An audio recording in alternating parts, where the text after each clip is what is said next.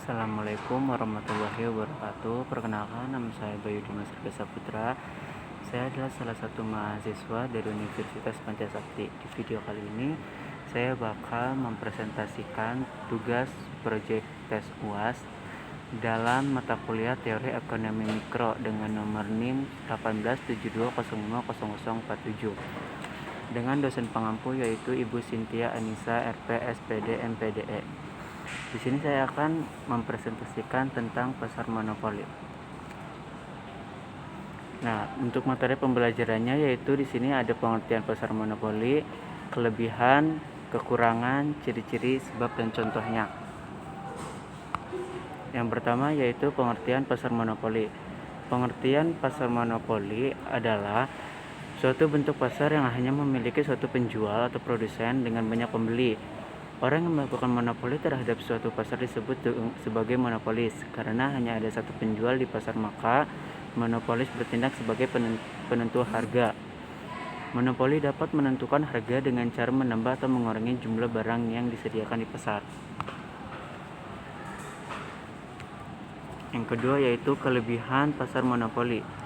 Kelebihan pertama adalah jenis ini bisa dilindungi hak kekayaan dari seorang individu yang mana ada potensi untuk mengembangkan inovasi dan juga dibutuhkan nantinya. Selain itu, jenis pasar ini juga bisa mengambil peran untuk melindungi sumber daya alam negara yang mana sangat dibutuhkan masyarakat. Pasar jenis ini dinilai bisa menjaga kestabilan ekonomi dan efisiensi sebuah produksi atau jasa.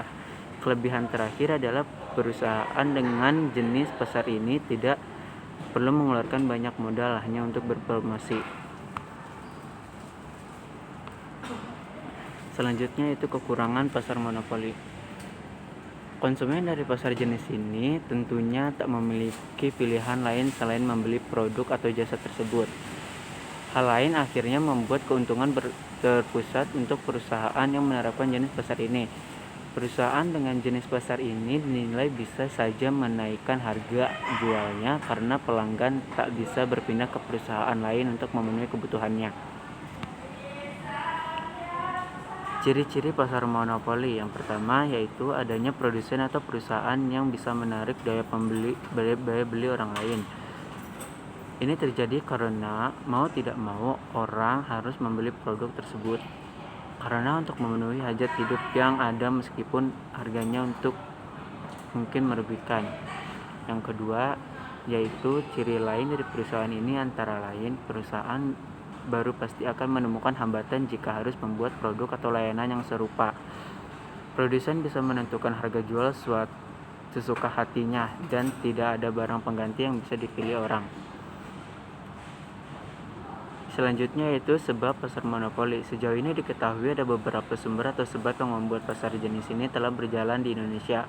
Sumber pertama adalah berasal dari hukum yang berlaku di negara kita. Ini ada sebuah perundangan yang mengatur perusahaan yang membuat produk atau layanan sebagai hajat hidup segenap masyarakat. Pasar jenis ini juga tercipta karena lisensi, yaitu ada sebuah hak cipta atau hak paten yang didaftarkan. Tak menutup kemungkinan juga ada hal lain membuat pasar ini menjadi jenis ini, yaitu kekayaan intelektual. Contoh dari pasar monopoli yaitu terdapat banyak contoh seperti di Indonesia itu contohnya adalah seperti layanan kereta api, perusahaan KAI menikmati layanan listrik dari PLN atau layanan pesawat telepon dari Telkom. Di luar negeri kemungkinan juga ada yaitu Facebook, Google, dan Instagram yang memonopoli layanan media sosial, mesin pencarian, dan hal-hal yang berhubungan dengan teknologi lainnya.